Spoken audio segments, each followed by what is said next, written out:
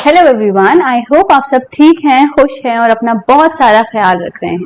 Welcome to 365X और मेरा नाम है यशा आरिफ खान और आज हम शुरू करने वाले हैं हमारी इंग्लिश का फर्स्ट चैप्टर, जो हमारी इंग्लिश की बुक है हॉर्नबिल, उसका first chapter.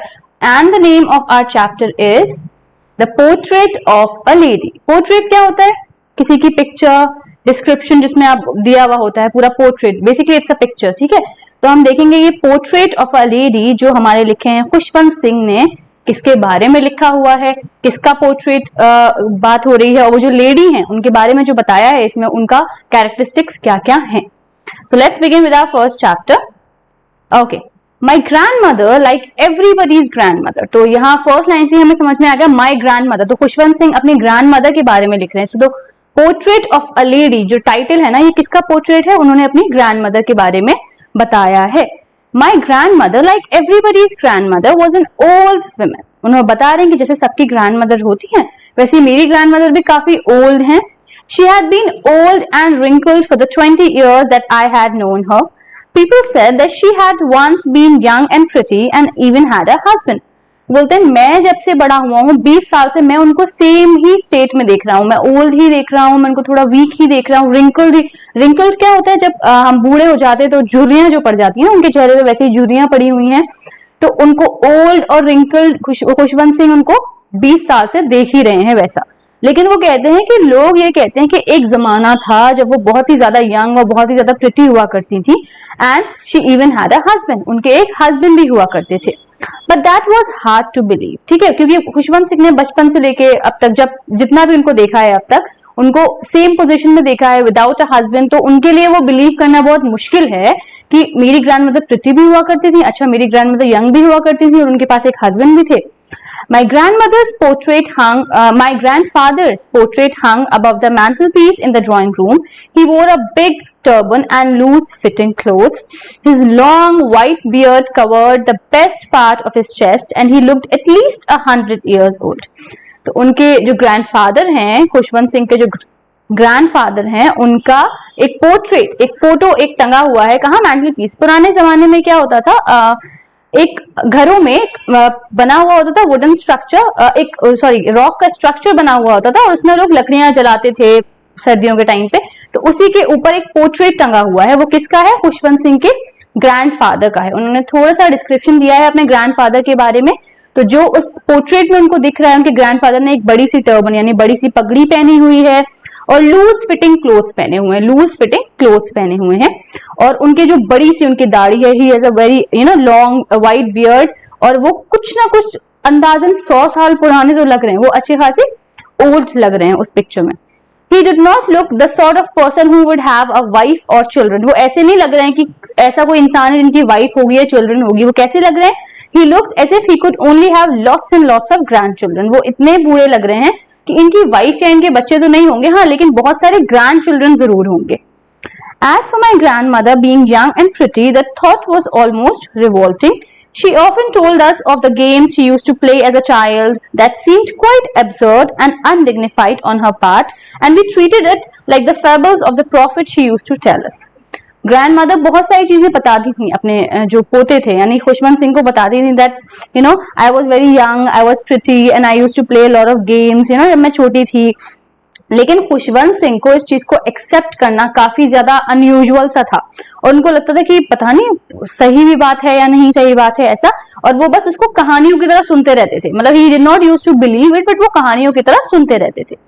She had always been short and fat and slightly bent. जैसे बूढ़े लोग होते हैं वो थोड़ी छोटी थी, थोड़ी सी मोटी थी और हल्की सी बेंट, क्योंकि जो बूढ़े लोग होते हैं ना उनकी बोन्स इतना साथ नहीं दे रही होती, तो she was slightly bent. Her face was a crisscross of wrinkles running from everywhere to everywhere. You have seen old people, आपने अपनी grandmothers को देखा होगा, I'm sure. तो उनके फेस पे बहुत सारे wrinkles होते हैं, बहुत सारी झुर्रियां आ जाती हैं। Same was the case with the grandmother of Khushwant Singh. No, we were certain she always had been as we have known her. तो खुशवंत सिंह इस चीज को ही एक्सेप्ट करते थे कि ये हमेशा से ऐसी ही थी, ठीक है। Old, so terribly old that she could not have grown older and had stayed at the same age for 20 years. वो कह रहे थे वो इतनी ओल्ड थी, इतनी ज्यादा ओल्ड थी कि इससे ज्यादा ओल्ड तो वो हो ही नहीं सकती हैं, और जब से मैंने उनको देखा है वो हमेशा घर पर रही हैं, ऐसी ओल्ड रही हैं। she could never have been pretty, but she was always beautiful. देखिए pretty और beautiful कुछ लोग सेम कॉन्टेक्स्ट में बात करते हैं, but pretty is someone who is pretty by face, जो चेहरे से बहुत अच्छा होता है. ब्यूटीफुल इज समवन जो अंदर से भी बहुत अच्छा होता है. ठीक है, तो वो बोल रहे हैं हाँ वो मुझे प्रिटी तो नहीं दिखती हैं क्योंकि उनके रिंकल्स हो गए हैं, she is old, she is fat etcetera etcetera, but she was always beautiful. जब से मैंने उन्हें जाना है वो ब्यूटीफुल बहुत ज्यादा है. She is very beautiful from inside, अंदर से वो बहुत अच्छी हैं. She hobbled about the house in spotless white with one hand resting on her waist to balance her stoop and the other telling the beads of her rosary. Hobbles यानी जो एक walk होती है जो ओल्ड पीपल करते हैं, थोड़ा सा परेशान होकर जो चलना होता है वो. तो बता रहे हैं वो हमेशा घर में एक जगह से दूसरी जगह वैसे ही चलती रहती थी, और उनका जो एक हाथ होता था उनके हमेशा वेस्ट पर होता था, उनकी हमेशा कमर पर होता था, टू बैलेंस हरसेल्फ, अपने आप को बैलेंस करने के लिए. और उनके हाथ में एक रोजरी होती थी. What is rosary? आपने वो देखा रुद्राक्ष जो माला होती है ब्राउन ब्राउन बीड्स वाली, उसको बोलते हैं rosary. Her silver locks were scattered untidily over her pale puckered face. Silver locks का मतलब क्या हो रहा है? लॉक्स यानी है, तो उनके जो बाल हैं क्योंकि वो सफेद हो चुके हैं तो उनके जो बाल हैं वो पूरे उनके चेहरे पे पड़े रहते थे अनटाइडली, बहुत प्रॉपर्ली वो टाई नहीं करती थी. उनका जो पेल इज जो अपना कलर थोड़ा सा खत्म हो जाता है, पेल इज थोड़ा येलोइश जो पड़ जाता है ना आपका चेहरा, because you are young not so healthy, तो इसीलिए उनके उस फेस पे उनके बाल हमेशा रहते थे. And her lips constantly moved in inaudible prayer. उनके हमेशा इनऑडिबल यानी जो आपको सुनाई ना दे, लेकिन उनके लिप्स हमेशा मूव करते रहते थे, वो कुछ ना कुछ प्रेयर हमेशा करती रहती थी. Yes, she was beautiful. तो खुशवंत सिंह ये तो मानते हैं कि वो बहुत ब्यूटीफुल थी, like she was a very amazing person by heart. She was like the winter landscape in the mountains. कितना ब्यूटीफुल इन्होंने अपनी ग्रैंड मदर को डिफाइन किया है कि वो एक विंटर लैंडस्केप की तरह थी माउंटेन्स में. माउंटेन्स में अगर आप जाएंगे ना कभी, स्पेशली जब आप विंटर्स पढ़ रही होंगी, बहुत ही प्यारा सा नजारा होता है. It's just beautiful, so soothing for the eyes. तो सेम उन्होंने अपनी ग्रैंड मदर को डिफाइन किया है कि वो एक ब्यूटीफुल से लैंडस्केप की तरह थी है, मतलब an expanse of pure white serenity breathing peace and contentment. एक वो इस तरह का जो उनका माहौल था, जो उनका एक ऑरा था ना, it was like she had peace, contentment यानी वो सब कुछ पा चुकी हैं. She is very satisfied with her life, और बहुत ही ज्यादा पीसफुल एकदम उनका जो एक ऑरा नजर आता था. She was very peaceful and she was very satisfied with life. My grand mother and I were good friends. वो बता रहे मैं और मेरी ग्रैंड मदर बहुत अच्छे दोस्त थे. My parents left me with her when they went to live in the city and we were constantly together. तो ये फर्स्ट फेज शुरू हो रहा है जब खुशवंत सिंह अपनी ग्रैंड मदर के साथ थे. तो वो बता रहे हैं कि मैं और मेरी ग्रैंड मदर जो है बहुत अच्छे फ्रेंड्स थे. और क्या, जब जो मेरे पेरेंट्स हैं जब वो सिटी में चले गए सेटल होने के लिए, तो मैं और मेरी ग्रैंड मदर कॉन्स्टेंटली साथ में रहते थे. She used to wake me up in the morning. सुबह उठाती थी वो खुशवंत सिंह को, and get me ready for school. School के लिए रेडी भी करती थी.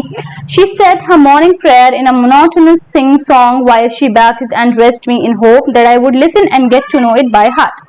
जब वो तैयार करती थी ना खुशवंत सिंह को, तो वो अपनी जो प्रेयर्स थी वो कंटिन्यू रखती थी. वो सिर्फ इसलिए कंटिन्यू रखती थी, एक तो वो खुद के लिए भी, because she was very religious, लेकिन वो इसलिए भी रखती थी कंटिन्यू कि शायद वो रोज पढ़ेंगी तो खुशवंत सिंह भी उनको सीख जाएंगे. I listened because I loved her voice, but never bothered to learn it. Khushwant Singh सुनते तो बड़े अच्छे से थे उनको, क्योंकि उनको अपनी ग्रैंडमदर की आवाज बहुत पसंद थी, लेकिन कभी भी उन्होंने कोशिश नहीं की कि वो प्रेयर्स को लर्न कर पाए. Then she would fetch my wooden slate, which she had already washed and plastered with yellow chalk, a tiny earthen pot and a red pen, tie them all in a bundle and hand it to me. अब वो school छोड़ने भी जाती थी खुशवंत सिंह को, तो क्या क्या तैयारी कर लेती थी वो. पहले, अभी तो हमारे पास नोटबुक्स होती हैं, पहले जमाने में नोटबुक्स नहीं रखते थे बच्चे. They had a slate. उनके पास ऐसे एक मिनी ब्लैक बोर्ड कह सकते हैं वो होता था, जिसको पे वो चौक से लिखते थे. तो वो उनकी स्लेट, उनका जो चौक है वो, और एक अर्दन इंक पॉट, अर्दन मिट्टी का एक इंक पॉट, क्योंकि वो इंक पॉट में डुबोकर कुछ लिखते होंगे, इंक पॉट, उनका पेन, ये सब तैयारी करके वो रख देती थी सबको बांध के, और वो खुशवंत सिंह को देती थी कि लो ये तुम्हारे स्कूल का सामान है. After breakfast of a thick stale chapati. Stale क्या होता है? नॉट सो फ्रेश, ठीक है, जो एक रात की बासी जो होती है रोटी. तो थिक स्टेल चपाती देती थी उनको खाने के लिए ब्रेकफास्ट में. Little butter and sugar spread on it, जिसपे बटर और शुगर को अच्छे से स्प्रेड करके देती थी. We went to school. और ये दोनों ग्रैंड मदर और खुशवंत सिंह स्कूल के लिए चल देते थे. She carried several stale chapatis with her for the village dogs. अच्छा, she was very kind also, वो जाती थी तो जो स्टेल चपाती, जो बची हुई चपाती होती थी, वो साथ में लेकर जाती थी। क्यों? क्योंकि उनको पता था कि वो वापस आएंगी या कहीं पे उनको रास्ते में जो डॉग्स होते हैं ना वो मिल सकते हैं, और इसीलिए वो साथ में लेकर जाती थी for the dogs. My grandmother always went to school with me because my school was attached to the temple. उनकी ग्रैंडमदर खुशवंत सिंह के साथ रोज स्कूल जाती थी क्योंकि स्कूल के पास में ही टेम्पल था, and she used to go to the temple, और वो खुशवंत सिंह को स्कूल ड्रॉप कर देती थी। The priest taught us the alphabet and the morning prayer, while the children sat in the rows of either side of a veranda singing the alphabet or the prayer in the chorus. My grandmother sat inside reading the scriptures.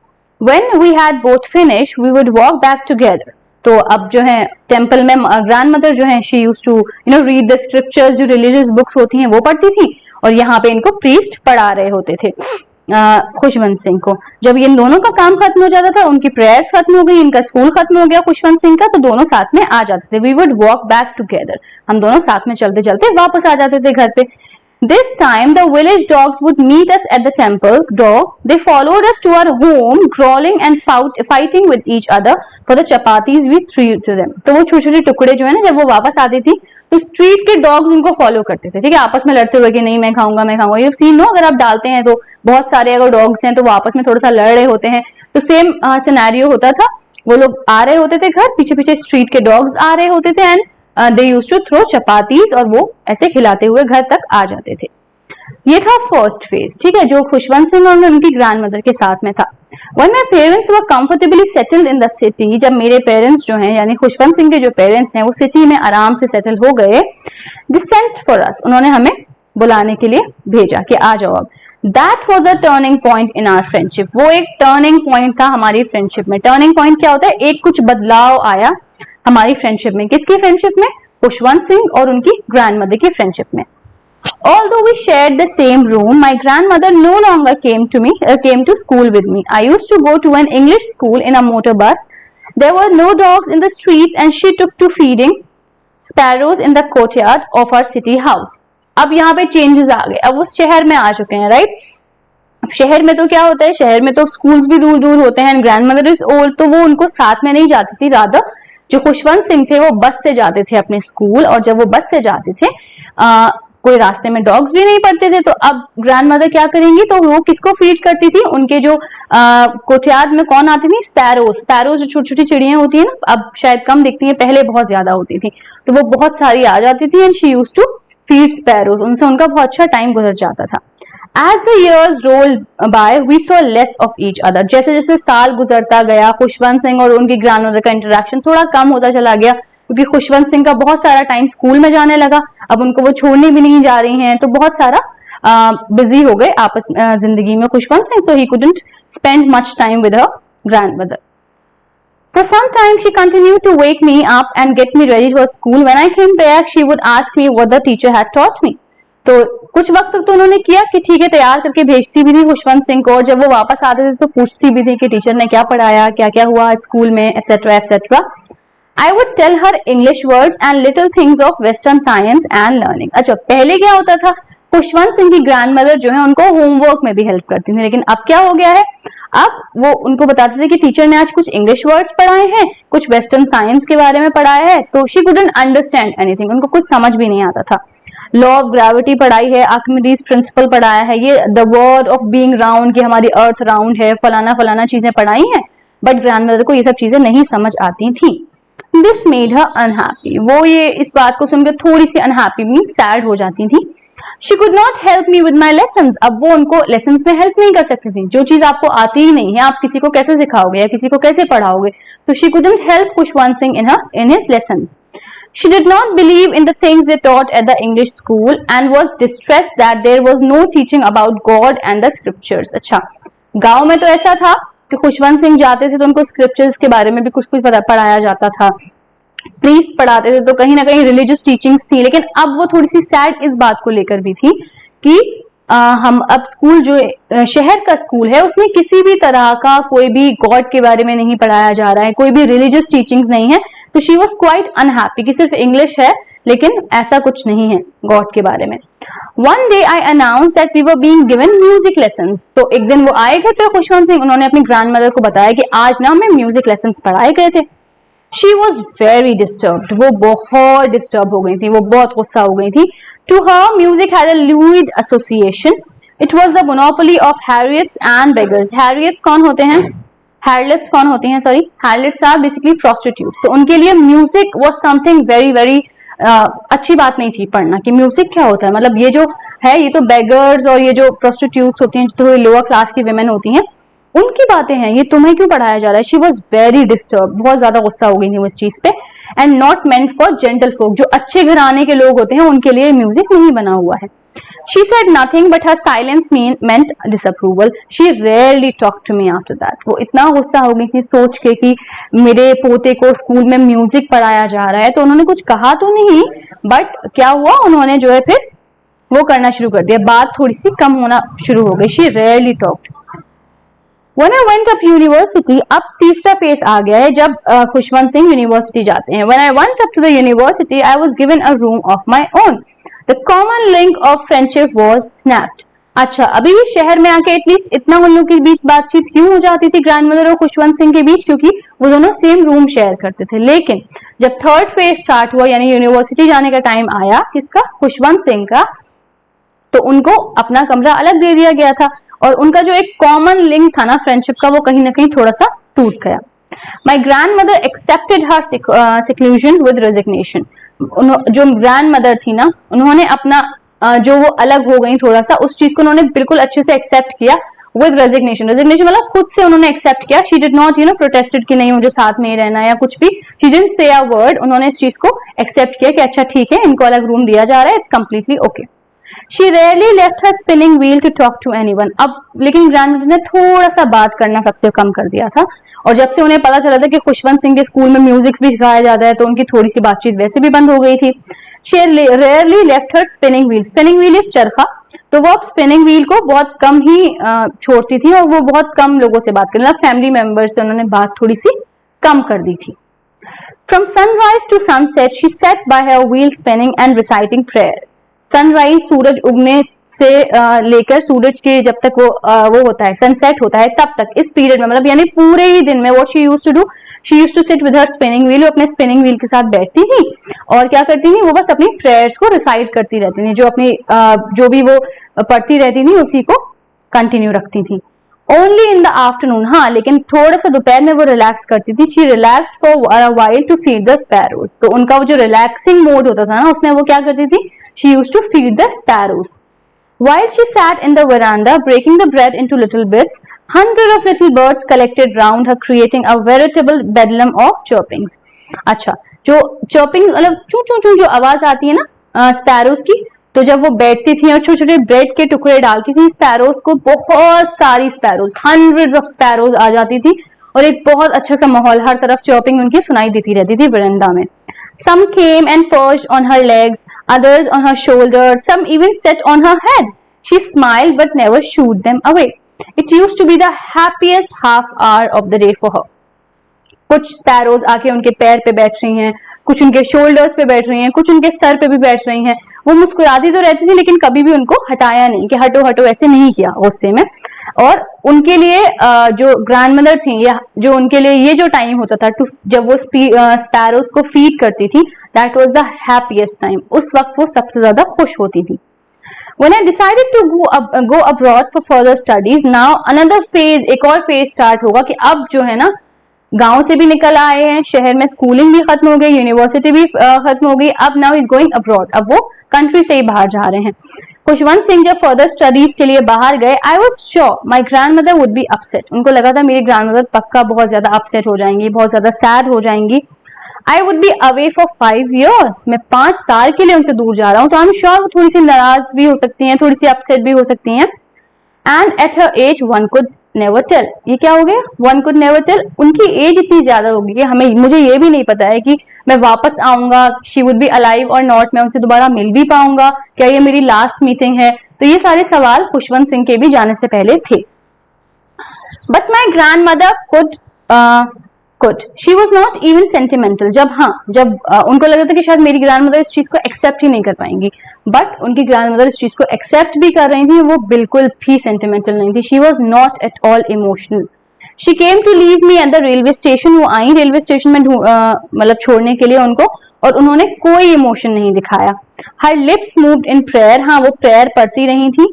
Her mind was lost in prayer, उनका दिमाग भी एकदम prayer में था. उनका she was continuously reciting the prayer. Her fingers were busy telling the beads of a rosary, जो उनके हाथ में जो माला थी जिससे वो करती थी, तो बस उन बीड्स को ही वो कुछ कुछ पढ़ के she was continuing that process. Silently, she kissed my forehead, and when I left, I cherished the moist imprint as perhaps a last sign of physical contact between us. तो जब वो जाने लगे तो उन्होंने उनको पास बुलाया, and she kissed his forehead. उनके forehead को उन्होंने kiss किया. और खुशवंत सिंह को सिर्फ यही चीज याद है क्योंकि आपस में उनका लास्ट शायद फिजिकल कॉन्टैक्ट था उनके जाने पर. But that was not so. After 5 years, I came back home and was met by her at the station. जब 5 साल बाद खुशवंत सिंह वापस आए तो उनकी ग्रैंडमदर उनको मिलने के लिए, उनको लेने के लिए आई थी स्टेशन पर. She did not look a day older. Khushwant Singh कह रहे हैं वो एक दिन भी बूढ़ी नहीं लगी मुझे, एकदम जैसा मैं छोड़कर गया था. She was exactly like that. She still had no time for words. अभी भी उनके लिए वर्ड्स के लिए कोई टाइम नहीं था. She was continuing her prayer. And while she clasped me in her arms, I could hear her reciting her prayers. Clasped me मतलब कभी जब आप जोर से किसी को गले लगाते हैं ना, तो जब उन्होंने खुशवंत सिंह को जोर से गले लगाया तो खुशवंत सिंह ने जब गले लगे तो वो सुन सकते थे कि oh she was reciting her prayer. अभी भी वो अपनी प्रेयर कर रही थी.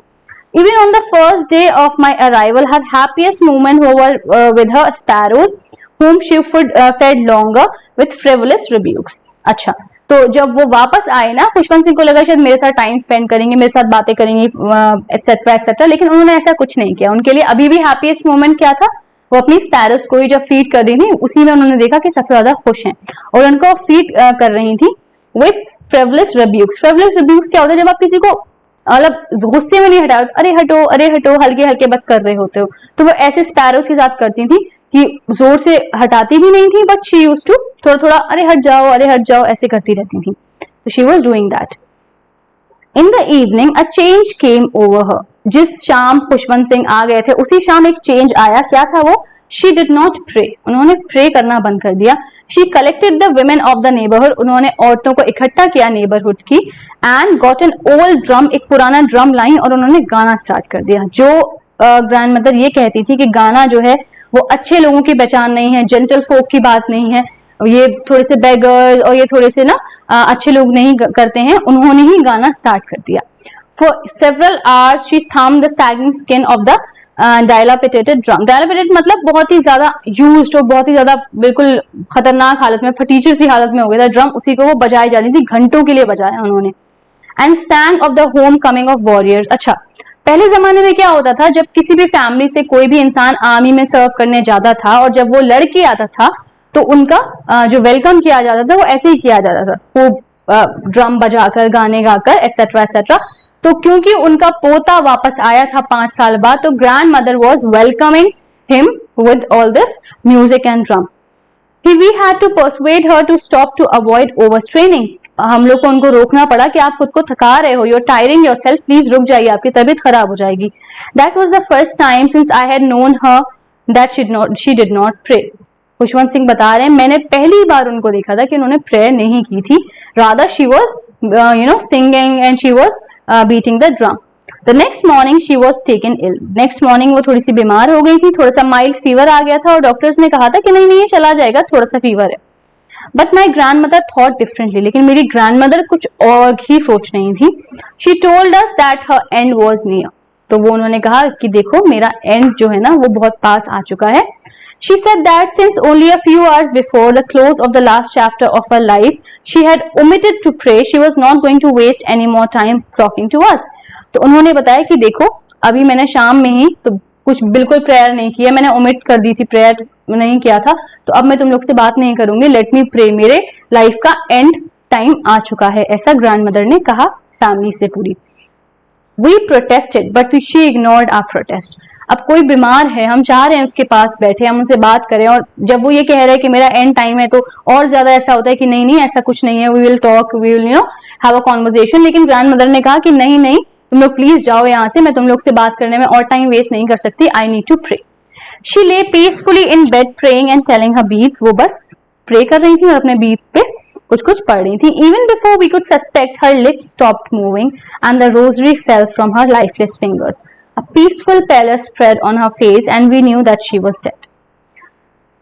कुछ ही देर हो पाई थी अभी, इतने में ही क्या देखते हैं ये लोग कि एकदम से उनकी प्रेयर वो हो गई, रुक गई. एकदम से उनके हाथ में जो उनकी माला थी वो गिर गई और सब कुछ खामोश हो गया. एक पेल, एक बहुत ही येलो सा कुछ मतलब एक पूरा पीलापन सा छा गया उनके चेहरे पे. And she was dead. We lifted her bed off. हमने जिसे कस्टम्स होता है उनका बेड उठाया, रखा उनको ग्राउंड में रखा और उनको एक रेड श्राउड एक काइंड ऑफ क्लॉथ में उनको पूरा सा कवर किया. After a few hours of morning, थोड़ा सा जो दुख जताना होता है वो करने के बाद, we left her alone to make arrangements for her funeral. तो ये सब लोग उनकी फ्यूनरल के जो उनके लास्ट जो भी उनके कस्टमरी होते होंगे उस चीज को करने के लिए दे ऑल मूव्ड अवे कि चलो ये तैयारियां करनी है. In the evening we went to her room with a crude stretcher to take her to the cremated.